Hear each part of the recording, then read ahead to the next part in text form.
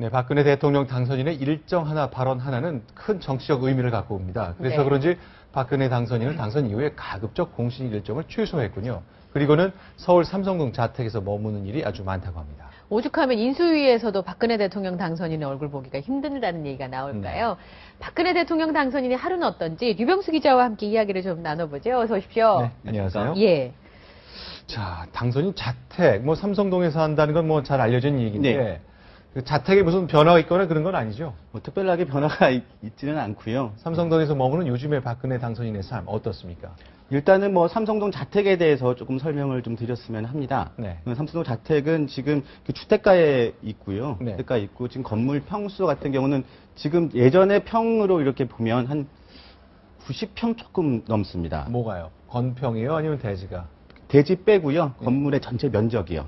연건평. 그래서 거기가 지금 지하 1층에 지상 2층, 3층짜리거든요. 네. 그러니까 한 층에 한 30평이 조금 못 미치는 거죠. 네, 이게 네. 90년도에 이 집을 네. 샀는데 그 전형적인 80년대 2층 주택의 전형적인 모습입니다. 네. 빨간 벽돌집처럼 이렇게. 네, 벽돌 그렇습니다. 많이 벽돌로 돼 예. 있고요. 돼 네. 있고 그런 상황이고 그 집이 2층으로 돼 있는데 보통 1층에 방이 3개, 네. 2층에 방이 2개입니다. 방 5개짜리 집이군요. 네, 그런데 식탁까지 식당까지 포함하면 네. 한 4개, 네. 실제 쓰는 방은 4개고요. 그럼 박근혜 당선인은 독신인데 평소에 거주하는 분들은 누가 있는 거죠? 지금 현재는 가사를 도와주시는 분이 한 분 같이 계시고요. 네. 그다음에 지금 당선인 신분이시니까 그 대통령에 준하는 경호가 돼 있지 않습니까? 네. 그래서 어디에 같이 거처하시는지는 모르겠지만 네. 항상 자택 주변과 그 근접 경호를 담당하는 경호원들이 좀 계시는 상태입니다. 네. 네. 그 주변에 초등학교가 있어서 네. 재미난 일도 있다면서요. 박근혜 당선인 댁에는 초인종이 없습니다. 아하. 왜 그럴까요? 워낙 초등학생들이 너무 신기하지 않습니까? 네. 대통령이 되실 만한 분이 사는 집이니까. 텔레비전에도 매일 나오고. 네, 유명인이니까. 유명인이. 연예인 보듯이 하는 거죠. 계속 누르는 겁니다, 초인종을. 네. 그래서 초인종을 아예 없애버렸다고. 누르고 도망가고 뭐. 네. 그래서 지금 초인종이 지금 없는 집입니다. 예. 네. 자, 박근혜 당선인의 하루 일과 선거 전후가 확연히 다를 텐데 네. 요즘 기준으로 얘기를 좀 해주세요. 네, 그렇게 말씀드리겠습니다. 김승연 앵커의 하루는 별로 사람들이 궁금해하지 않습니다. 근데 역시 그 당선인의 하루는 매우 궁금합니다. 어떻게 보면 비밀을 이렇게 말씀드리는 걸 수도 있는데요. 네. 일단은 가장 그 재미있는 부분, 그러니까 좀 중요한 부분은 네. 아침에 매우 일찍 일어나십니다. 오전 4시 30분에 기상을 하십니다. 그건 이명박 대통령하고 같네요. 같은 얼리버드 부분이 있고요. 방식의 얼리버드 방식을 만들지 이거는 않았지만 맞습니다. 예. 일찍 깨는 것만큼은 같군요. 예, 4시 30분에 일단 기상을 하시고 그 다음에는 6시 정도까지는 국선도, 지금 화면에 나올 텐데요. 국선도, 요가 비슷한 거죠. 네. 명상을 할 수 있는 예. 거를 네. 국선도를 하시고 네. 그런 다음에 스트레칭을 좀 하시고 기본적인 아침 준비를 네. 기본적인 아침 준비를 이렇게 하시게 됩니다. 네. 네. 이게 보통 6시까지의 일정으로 보여지고요. 네. 그런 다음에는 7시 정도까지는 비서실 보고서가 들어옵니다. 네. 보통 그 4시 반에 기상을 하면 비서실은 그 전에 네. 새벽 2시 이전까지 보고서를 작성을 해서 네. 이메일이 아니라 프린트 형태로 된 문서 형태로 네. 당선인 집에 배달이 됩니다. 네. 되면 경호를 거쳐서 그 전달이 되고 네. 그 전달된 보고서를 박 당선인이 이 시간대 검토를 합니다. 네. 검토를 하고 난 다음에 중요한 부분에 대해서는 수정과 첨삭을 거칩니다. 네. 그래서 다시 비서실 작성자에게 다시 회신을 합니다.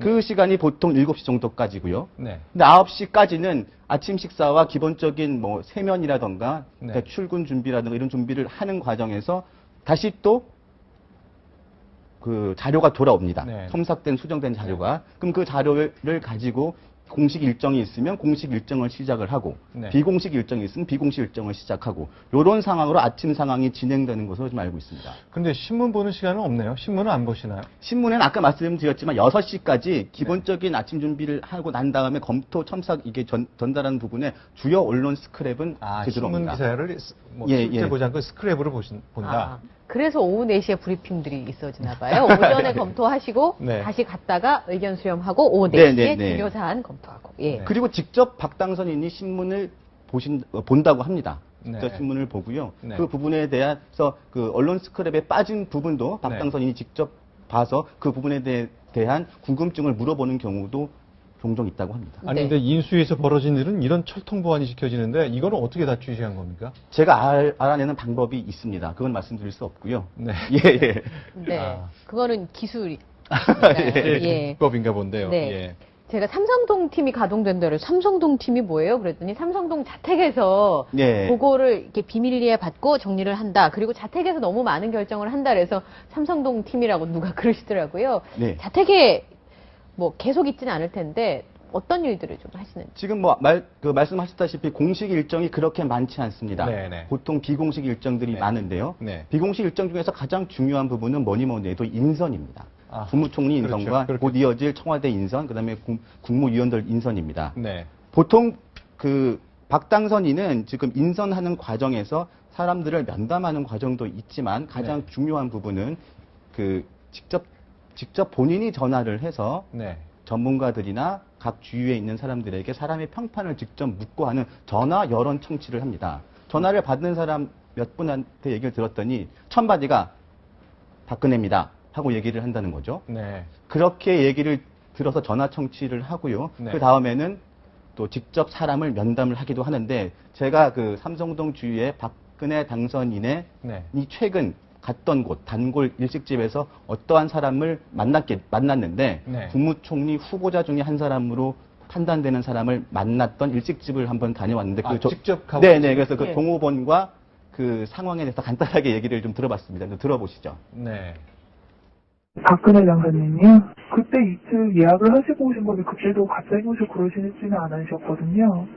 뭐 이거는 예약이 없어요.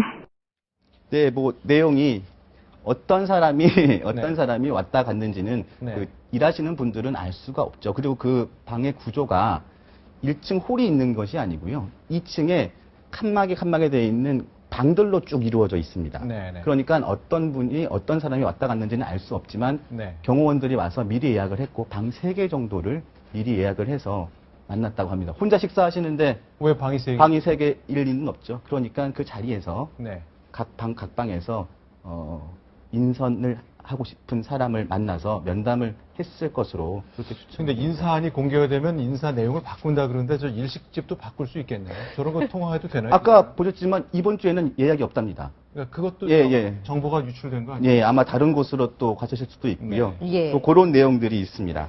전 여자라서 그런지 박근혜 대통령 당선인은 패션에 관심이 되게 많은데 제 주변의 여성들도 그래요. 색깔이 너무나 밝은 색으로 바뀌었어요. 네, 저도 깜짝 놀랐는데요.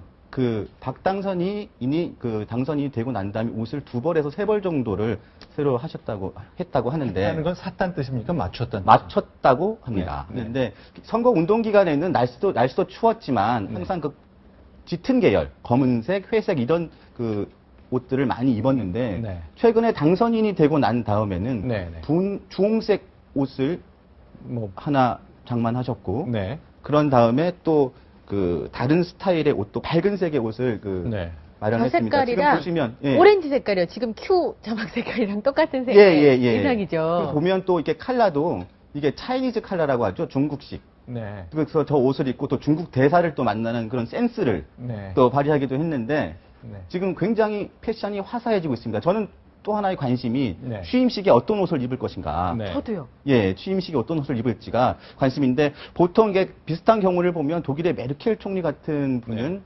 그 검은색 바지 정장을 입고 취임을 그렇죠. 했거든요.